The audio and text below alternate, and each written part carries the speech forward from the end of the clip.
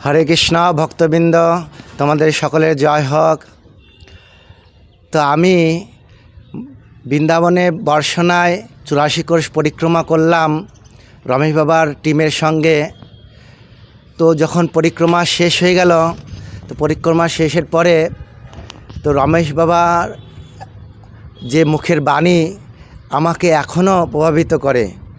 तिनि आमाके उद्देश्य करे आमाके बोलेछिलेन आमी एकदिनके जखन परिक्रमा शेष हो गेल तखन जखन मंदिरे थाकलाम बर्षणाय रमेश बाबार गह्वर बने जे मान मंदिर से मान मंदिरे आमी किछुदिन छिलाम।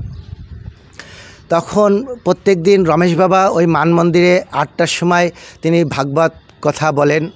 तो आमी भागवत कथा शुनते जेताम। तो एकदिन भागवत कथा जखन शेष हो गेल तखन भागवत कथा शेष होवार परे तखन आमी गिये ओनाके प्रणाम करेछिलाम। जखन प्रणाम करलाम तखन उनी आमार दिके ताकिये आमाके बोललेन जे भालो अच्छा कापड़ नहीं पहनना चाहिए। आमाके दिक ताकिये बोलछे अच्छा कापड़ नहीं पहनना चाहिए और अच्छा खानाओ नहीं खाना चाहिए।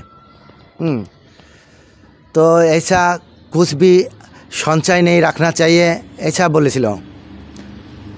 तो उनी तखन आमाके এই কথা বলে तखन उनी उनार একটা কাহিনী আমাকে শুনিয়েছিলেন। যে কে কাহিনীটা যে উনি বললেন যে যখন আমি ছোট ছিলাম যখন বর্ষণায় আমি ছিলাম তখন গুরুদেব আসতেন। গুরুদেব যখন আসতেন তখন অনেক আমার গুরুদেবের যে শিষ্যরা ছিল তো তারা সবাই গুরুদেবকে যখন প্রণাম করতেন গুরুদেব অনেক কিছু নিয়ে আসতেন শিষ্যদের দেওয়ার জন্য। ভালো কাপড় নিয়ে আসতেন, কাপড় দান করতেন, পয়সা কিছু দক্ষিণা দিতেন ভক্তদের জন্য। তখন রমেশ বাবা বলতেন যখন গুরুদেব কাপড় দিতেন সকলকে তখন আমি কোনোদিন কাপড় নিতাম না। তিনি যখন দক্ষিণা দিতেন সমস্ত শিষ্যদের তখন আমিও নিতাম না, কোনো দক্ষিণা নিতাম না। কেন নিতাম না? যে আমি কখনো গুরুদেব ওই ভালো কাপড় আমি পরতাম না। হ্যাঁ, আমি কি করতাম ভিক্ষা করতাম। ভিক্ষা করে যা হতো ওই দিয়েই আমি পড়াশোনা করেছি এবং পড়াশোনা করার পরে যা কাপড় লাগতো ছোট কাপড় পরতাম। হ্যাঁ, সেই ছোট কাপড় আমি কিনতাম ওই ভিক্ষা করার পয়সা দিয়ে। তো গুরুদেব যখন দিতেন আমি নিতাম না। তো এই কথা বললেন।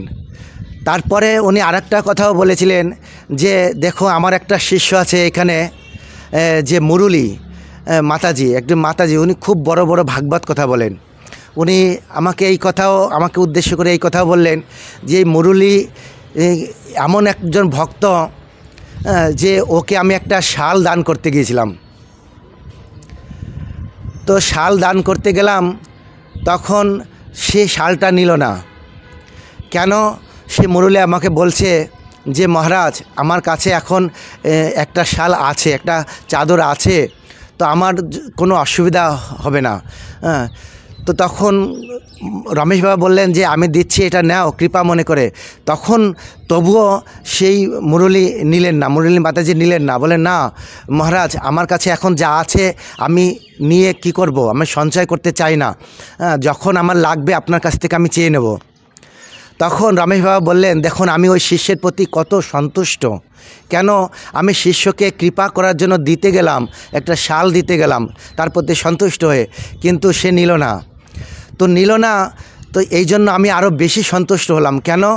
সে তার মধ্যে আমি বৈরাগ্য দেখতে পেলাম। হ্যাঁ, তার সঞ্চয় করার কোনো বাসনা আশা তার নেই মনের মধ্যে, সেই জন্য আমি তার প্রতি খুবই সন্তুষ্ট হলাম। রমেশ বাবা আমাকে লক্ষ্য করে এই কথাগুলো বললেন। কেন? আমি ওই পরিক্রমা যখন করেছিলাম আমি প্রায় দিন যেতাম, রমেশ বাবাকে প্রণাম করতাম। রমেশ বাবা যখন গাড়িতে করে যেতেন, হ্যাঁ, তখনই আমি গিয়ে গাড়ির কাছে গিয়ে যখন গাড়িতে উঠতে বসতেন, যখন গাড়ি ছাড়বে তখন আমি গাড়ির কাছে গিয়ে ওই দরজার কাছে গিয়ে রমেশ বাবাকে হাত জোর করে প্রণাম করতাম আর রমেশ বাবা আমাকে আশীর্বাদ করতেন। এইভাবে যেতে প্রত্যেক দিন আমি দর্শন করতাম আর উনি আমাকে দর্শন করতেন। তো এইভাবে তো যখন ওই পরিক্রমা শেষ হওয়ার পরে যখন ওইখানে ভাগবত কথায় গিয়ে প্রণাম করলাম, তখন তিনি আমাকে এই সব কথাগুলি বললেন। তখন আমার কাছে, আমি যখন বৃন্দাবনে ছিলাম তখন আমার কাছে কোনো ব্যাগ ছিল না, কোনো ব্যাগ ছিল না। আমি শুধু এই হাঁটু পর্যন্ত বাবাজিদের মতন কাপড় পরতাম, লাল কাপড়ই হাঁটু পর্যন্ত কাপড় পরতাম। আমার গায়ে ওই পরিক্রমা করতে করতে, ভান্ডারা করতে করতে আমার গায়ে তো একটা গায়ে কোনো কিছু ছিল না, জামা টামা কিচ্ছু ছিল না। মাথায় একটা পাগড়ি ছিল আর গলায় 3টে মালা ছিল। একটা মালা ছিল বৈজয়ন্তীর মালা, একটা ছিল হচ্ছে নিমের মালা, আর একটা মালা আছে তুলসীর মালা। এই 3টে মালা আমার গলায় ছিল। আমি সবসময় দুপুরবেলা সবসময় আগলা গায়েই থাকতাম। যখন কার্তিক মাস শুরু হলো, পরিক্রমা শুরু হলো, তখন ঠান্ডা পড়তে শুরু করেছিল, প্রচণ্ড ঠান্ডা পড়েছিল। তখন ওইখানে এক সাধু এক মন্দির থেকে আমাকে একটা চাদর দান করেছিল। ওই চাদরটাই আমি গায়ে জড়িয়ে থাকতাম। হ্যাঁ, রাত্রিবেলা যখন ঘুমাইতাম তখন ওই চাদরই গাইতাম, আমি কোনো কম্বল টম্বল নিতাম না। কখনো কখনো ওই যখন পরিক্রমা করতাম দেখতাম আমার রাতে আধা রাত্রে ঘুম থেকে ভেঙে উঠে দেখতাম, ভোরবেলায় দেখতাম আমার শরীরের উপরে কোনো একটা কম্বল রয়েছে। আমি কখনো কম্বল নিতাম না, আমার হাতে কিচ্ছু ছিল না। আমি পরিক্রমা করেছিলাম শুধু খালি হাতে। যখন স্নান করতাম আমার এই হাঁটু পোড়া কাপড় আমি ডাইরেক্ট জলের মধ্যে নেমে যেতাম। হ্যাঁ, চাদরটা উপরে রেখে দিতাম, ডাইরেক্ট নেমে যেতাম। তো এইভাবে স্নান করতাম। এইভাবে আমার কাছে এমনি উপরে কিছু ব্যাগ ট্যাগ ছিল না। তো আমাকে এই অবস্থা দেখে তো ওই রমেশ বাবা আমাকে বলেছিলেন যে এই বৈরাগ্যের কথা বলেছিলেন যে কোনো কিছু সঞ্চয় করা উচিত নয়, হ্যাঁ, বৈরাগ্যভাবে জীবনযাপন করো। হ্যাঁ, তো এইভাবে করে তো আমাদের চৈতন্য মহাপ্রভুর শিক্ষাও এইটা রয়েছে যে গ্রাম্য কথা না কইবে না শুনিবে কানে, ভালো না খাইবে আর ভালো না পড়িবে, ব্রজের আধা কৃষ্ণ সেবা মানসে করিবে। তো আমাদের এইভাবে বৈরাগ্য, যেরকম রঘুনাথ গোস্বামী যখন চৈতন্য মহাপ্রভুর চরণে আসলেন, হ্যাঁ, বৈরাগ্য সব কিছু ছেড়ে দিয়ে, তার তো অনেক সম্পদ, কিন্তু সব সম্পদ ছেড়ে দিয়ে যখন চৈতন্য মহাপ্রভুর চরণে এসেছিলেন, যখন চৈতন্য মহাপ্রভু রঘুনাথ গোস্বামীকে বলেছিলেন, দেখো মর্কট বৈরাগ্য না হইয়া লোক দেখাইয়া যথাযথ বিষয়ভঞ্জ অনাসক্ত হইয়া, হে রঘুনাথ তুমি মর্কট বৈরাগ্যের মতন বৈরাগ্য সব সংসার ত্যাগ করে বৈরাগ্যী হওয়ার দরকার নাই। তুমি সংসারে যাও, সংসারে গিয়ে তুমি সংসার করো, হ্যাঁ, কিন্তু অনাসক্ত হয়ে, কোনো যেন তোমার কোনো আসক্তি না থাকে সংসারের প্রতি। হ্যাঁ, এটা সব মনে করবে সব ভগবানের। তো নিজের বলে কি এই বন্ধু বান্ধব আত্মীয় স্বজন স্ত্রী পুত্র এগুলো কেউ কারণ নয়। এগুলো 70 বছর 80 বছর তারপরে আমাদের সব কিছু এদের ছেড়ে দিয়ে চলে যেতে হবে। তাই তুমি সংসারে থাকো, মা বাবার সেবা করো, স্ত্রী সংসার করো, কিন্তু অনাসক্ত মনে করো এগুলো কেউ নয়, আমাকে একদিনকে এই সংসার ছেড়ে চলে যেতে হবে। 70 বছর 80 বছর পরে এই সংসার ছেড়ে চলে যেতে হবে। তো এইভাবে তুমি সংসার করো অনাসক্ত হইয়া। কিন্তু রঘুনাথ গোস্বামী এইভাবে সংসারে গিয়েছিলেন। চৈতন্য মহাপ্রভু প্রথম উপদেশ এরকম সংসারী জীবদের এরকমই উপদেশ দিয়েছিলেন। কিন্তু রঘুনাথ গোস্বামী সংসারে আর ভালো লাগে না, চৈতন্য মহাপ্রভুর সঙ্গ করার জন্য তিনি আবার সব কিছু ত্যাগ করে তিনি জগন্নাথপুরীতে গিয়েছিলেন।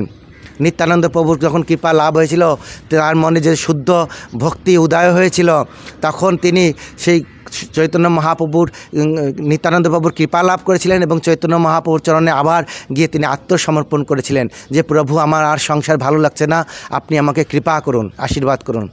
তখন চৈতন্য মহাপ্রভু তার বৈরাগ্য দর্শন করে, তখন সে রাজার মতন পুত্র, সব কিছু তিনি ছিলেন, রাজার মতন খাওয়া দাওয়া থাকা পড়া সব করতেন। কিন্তু রঘুনাথ গোস্বামী চৈতন্য মহাপ্রভুর চরণে গিয়ে ছেঁড়া কাপড় পরে থাকতেন আর ভিক্ষাবৃত্তি করে খেতেন।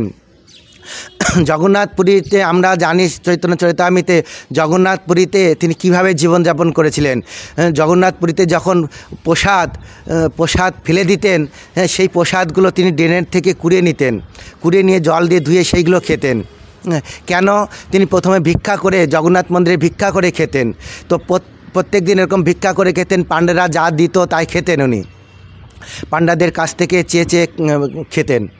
কিন্তু চৈতন্য মহাপ্রভু বলেছেন যে এটা বেশ্যাবৃত্তির আচরণ, চেয়ে চেয়ে খাওয়া, এ আমাকে দেবে ও আমাকে দেবে, এরকম চেয়ে চেয়ে খাওয়াটাও বেশ্যাবৃত্তির লক্ষণ, এটা ঠিক নয়।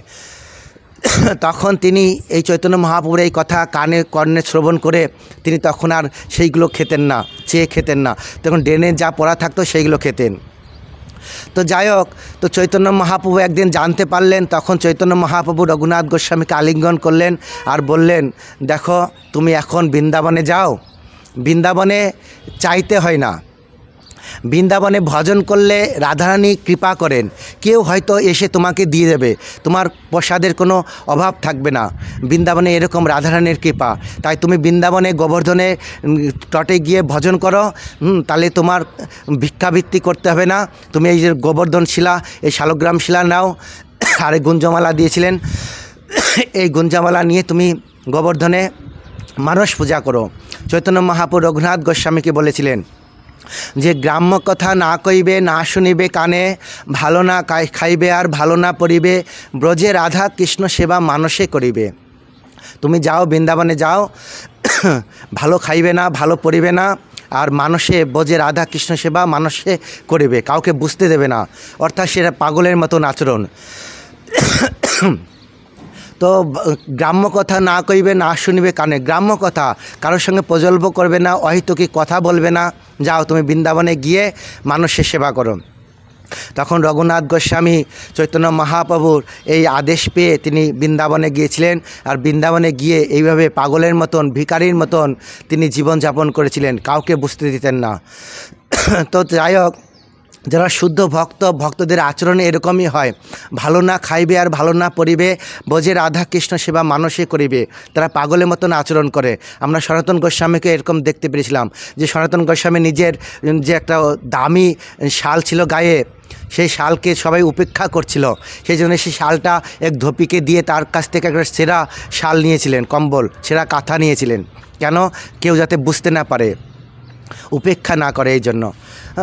সেই জন্য এইভাবে এই রমেশ বাবা এই জন্য আমাকে এইভাবে আদেশ করেছিলেন যে তুমি ব্রজে আছো, এখন ব্রজে রাধারানীর কৃপা পেতে হলে ভালো খাওয়া, ভালো পড়া যদি থাকতে চাও, তাহলে রাধারানী তাকে কৃপা করেন না, কারণ রাধারানীর কৃপা বৈরাগ্যে প্রদান, তাই একদম বৈরাগীদেরই তিনি কৃপা করেন। তাই যদি কোনো মনের মধ্যে কোনো বিষয় বাসনা থাকে, ওই ভালো খাবার, ভালো পড়ার থেকে বিষয় বাসনার উদয় হয়, তাই তুমি কখনোই বিষয় বাসনার আশা করবে না। এই ভালো খেতে গেলে, ভালো পড়তে গেলে বিষয় ধীরে ধীরে বিষয় বাসনা উদয় হয়, সেই জন্য এখানে তুমি এইভাবে থাকবে। সেই জন্য রমেশ বাবা আমাকে এরকম একটা কাহিনী বললেন, নিজের কাহিনী আমার কাছে তুলে ধরেছিলেন যে আমি কিভাবে জীবনযাপন করে আমি আজকে এত বড় হয়েছি। আপনারা যেরকম যদি বর্ষণায় যান দেখবেন রমেশ বাবার মন্দির কত বড় মন্দির, তার কমসে কম 35-40 হাজার শুধু গরু আছে, একটা গোশালা আছে, মাতা গোশালা, সেই 35-40 হাজার খালি গরুই আছে, এত গরু রয়েছে, একটা বড় গোশালা। তারপরে তিনি যখন পরিক্রমা করেন, প্রত্যেক বছর তিনি পরিক্রমা করেন কার্তিক মাসে, 40,000 ভক্ত নিয়ে পরিক্রমা করান।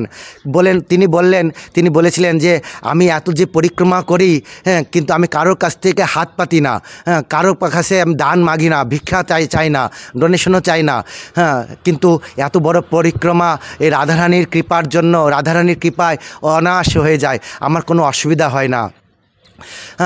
তো মন্দিরে প্রসাদ প্রত্যেক দিন এত ভক্তরা প্রসাদ পায়, ফ্রি প্রসাদ হয়, তো কোথার থেকে দান দক্ষিণা আসে, মন্দির চলে। তাই রমেশ বাবা বলছিলেন, দেখো এত বড় একটা সংস্থা চলছে, আমার নামে চলছে, কিন্তু আমার কাছে একটা চারানা পয়সা আমার কাছে, আমার যদি ঝুলি দেখো আমার কাছে চারানা পয়সাই আমার কাছে নাই, কিন্তু এত বড় সংস্থা কি করে সম্ভব হলো? আমি তো ভিক্ষা করে করে জীবনযাপন করতাম, কিন্তু এত বড় সংস্থা কি করে হলো এখন? তো এটাই তার মুখ থেকে যে আমি এই সব কথা শ্রবণ করে আমি আশ্চর্য হয়ে পড়লাম। আচ্ছা, এরকম ব্যাপার, এত বড় একটা সংস্থা কিভাবে চলছে, তিনি ভিক্ষা করে করে চালিয়েছিলেন, এত বড় হয়েছিলেন। তাই যারা বৈরাগ্য হয়, তিনি বলতে চেয়েছিলেন যে বৈরাগ্য যাদের হয় তাদের কোনো অভাব থাকে না, রাধারানী তাদের সমস্ত অভাব পূর্ণ হয়। অর্থাৎ ধনী কে? ধনী এই নয় যে অনেক ঐশ্বর্য হলেই সে ধনী হয়। ধনী সে যার কাছে সে নিঃস্ব, যিনি আছেন নিঃস্ব, যার কাছে কিচ্ছু নাই, একমাত্র কৃষ্ণ প্রেম ছাড়া তার আর কাছে কিছু নাই। তো যিনি কৃষ্ণ প্রেম যার মধ্যে আছেন তিনি হচ্ছেন পরম ধনী, অর্থাৎ কৃষ্ণ প্রেমের ধনী হচ্ছে সবথেকে বড় ধনী। তাই তিনি আমাকে এই বলতে চেয়েছিলেন। তো আমি এরকম বৃন্দাবনে ওই বর্ষনায় রমেশ বাবার মন্দিরে অনেক দিন ছিলাম। অনেক দিন থাকার পরে তারপরে আমাকে হয়তো কার কাছ থেকে শুনলাম, এরকম একটা শুনলাম যে এরকম যে নিজের গুরুদেবের আশ্রম ছেড়ে অন্য কোনো গুরুদেবের আশ্রমে থাকাটা এটা বাঞ্ছনীয় নয়, এটা ঠিক নয়। তো নিজের গুরুদেবের আশ্রমে গিয়েই বৈরাগীভাবে জীবনযাপন করাটাই আর নিজের গুরুদেবের যে ভগবানের প্রচারের জন্য সাহায্য করাটাই এটাই হচ্ছে ঠিক। তাই গুরুদেবের আদেশ মতন গুরুদেবের এই চৈতন্য মহাপ্রভুর শিক্ষা প্রচার করা এটাই ঠিক হবে। কৃষ্ণ সেবা করা, মন্দিরে বসে সেবা করা ঠিক হবে। আমি এই চিন্তা করে আমি বর্ষনা থেকে আবার বৃন্দাবনে চলে আসলাম। বৃন্দাবন চলে এসে আমাদের যে ইস্কন মন্দির, কৃষ্ণ বলরাম মন্দির, ওই কৃষ্ণ বলরাম মন্দিরে আমি গিয়ে ওখানে সেবা নিয়েছিলাম। প্রথমে আমাকে সেবা দিয়েছিল না, তো ওখানে তারপরে আমাকে সেবা দিয়েছিল। হরে কৃষ্ণ, আপনারা আশীর্বাদ করবেন যাতে আমি কৃষ্ণ ভক্ত হতে পারি। হরে কৃষ্ণ, জয় হোক।